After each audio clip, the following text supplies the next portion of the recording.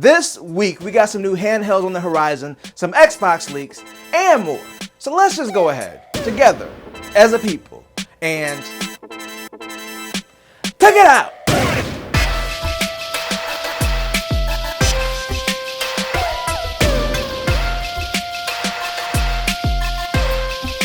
And welcome to another sensational Sunday.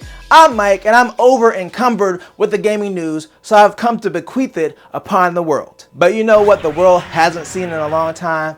A new handheld from Sony. Well, this may change as there's a new rumor that Sony is working on another handheld. So this rumor is from Tom Henderson at Insider Gaming, but basically it's not the handheld that you would be expecting if the rumors are true. This would basically be a handheld exclusively for remote play, so basically local streaming from a PS4 or a PS5. The handheld is rumored to be called the Q Lite, which I assume is a code name if this is true.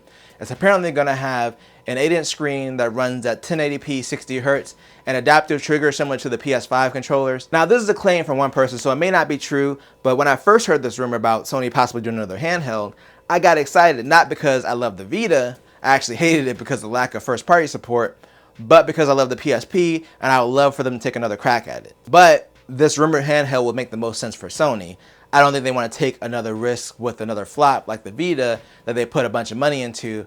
Obviously, I don't have a PS4 or PS5 anymore, so I wouldn't be getting this device, but I'm not really sold on a streaming-only handheld. I mean, if this thing is reasonably priced, and by that I mean around $200, it could make sense as a cool accessory to play PS4 or PS5 games around the house. If they hit $300 for the price range, it doesn't make as much sense, especially when you have like the Logitech G Cloud, which is streaming only and it goes on sale regularly for $300. And you can use the unofficial Remote Play app on there for Remote Play, and it's basically an Android tablet. While it's not super powerful, it's good enough to emulate a lot of older games, and it won't be locked down like a Sony or Nintendo device. And of course, there's a Steam Deck, which starts at $400, which can also run a lot of games, including AAA games, and it can also do Remote Play. Then there are also controllers for phones that you can buy, which again, you can use to do Remote Play. So for these rumors, the only thing that would make this device somewhat better are the adaptive triggers. Also, the controls in general will probably be excellent based on Sony's track record. I would love to see a true Vita follow-up, but the landscape has changed so much since then, with Valve getting into the handheld market, offering a very flexible, reasonably priced handheld that's hard to compete with. Then you have the Switch, which it is showing its age, but you can get the Switch Lite for like $200 and play a bunch of really good games up there as well. So it's even harder to succeed in this market now than it was when they gave up on the Vita. Plus, you have Asus releasing their handheld soon. Oops. I blew the lead for the next story. So Asus has announced the ROG Ally. It's a Windows-based handheld similar to the Aya Neo or the One X player. Now, from what I've seen, there have only been 2 YouTube channels that have had hands-on with it. That's Dave2D and Linus Tech Tips. I watched the Linus Tech Tips video on it, and yeah, it looks like it's going to be a pretty compelling device. There's no exact details on what the specs are yet, but we know it's using an AMD APU like the Steam Deck, but Asus is claiming it's 50% faster than the Steam Deck at 15 watts, and at 35 watts is double the performance. It's going to have a 7-inch touchscreen that runs at 1080p 120 Hz, so we're finally getting a higher refresh rate on a handheld, which will be awesome. I really just want to know what the price is so I can contemplate if I'm going to get one or not.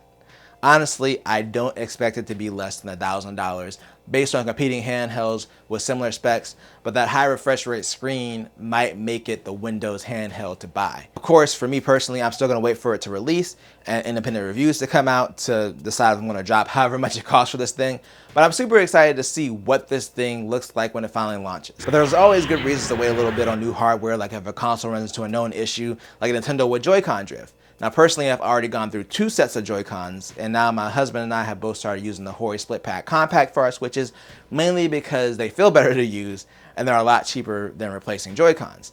Technically though, Nintendo has been fixing Joy-Cons in North America and some other regions for free, even if they're out of warranty due to this issue. Now they're officially rolling out the same policy to users in Europe. European Switch owners have had a 2-year warranty by default, so getting the repairs done probably wasn't as much of an issue there, but there's always a chance that it could happen outside of warranty, so it's great that Nintendo has put something in place for it. I know that they also have been improving the Joy-Cons over the years to reduce the chance of Joy-Con drift happening. I just hope whatever the next system is just doesn't have this issue at all. But while Nintendo giveth, Microsoft taketh away. So for a long time now, there's been an exploit of sorts that allows you to install emulators on the Xbox through Microsoft Edge.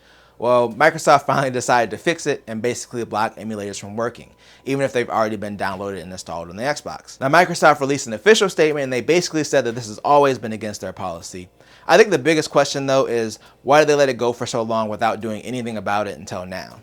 Now, if you have an Xbox, you can access emulators still in dev mode, which costs $20 to enable, but there's no longer a free way to do that. Part of the speculation that's been going around is that Nintendo, who basically hates piracy, pressured them to stop allowing it because they were playing their games on Xboxes. Obviously, that's just a rumor and there's no confirmation on that, but it's not out of the question considering Nintendo's past actions. Now, personally, the way I feel about it is whenever you're using some kind of exploit to do something that's not officially allowed on a closed system, there's always a chance of this happening. The main point of buying a console is to enjoy the games on that console, and if you get a little something extra out of it, that's cool, but I'm not going to be upset if that goes away and it's not a feature that was advertised. I mean, I'm in the same boat myself. I have a launch switch that has the hardware exploit that allows me to install things on there that I shouldn't be able to. I just never connect to the internet and don't use it as my main switch anymore. Obviously, not everyone has that luxury of having another console or a PC just for emulation, but again, it's not like they sold this as a feature on the box for the Xbox Series X or anything. I mean, it kind of sucks for the people that wanted to play their emulated games that way, but it's also not surprising that Microsoft would eventually crack down on this and block it. The one thing that actually sucks about the Xbox is their proprietary storage upgrade. Now, I'll admit I was a little too optimistic when the Xbox and PS5 launched. I applauded Sony for allowing user upgradable storage, even though I felt like the upgrade may be a little bit too complicated for some users. But from a user standpoint, Microsoft's, put a chip in the back of the system and it works, is way better.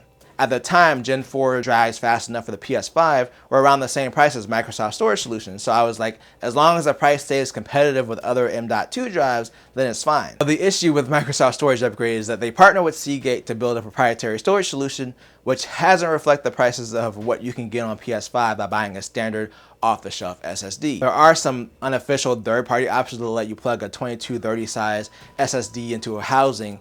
Those go for around $160 for the drive and then $25 for the housing. So that's not even much cheaper than the 1 terabyte license card, which is $220 at MSRP. Like I mentioned at launch, this was a competitive price because drives fast enough for the PS5 were around that price. But now you can get a 1 terabyte drive compatible with the PS5 for around $110.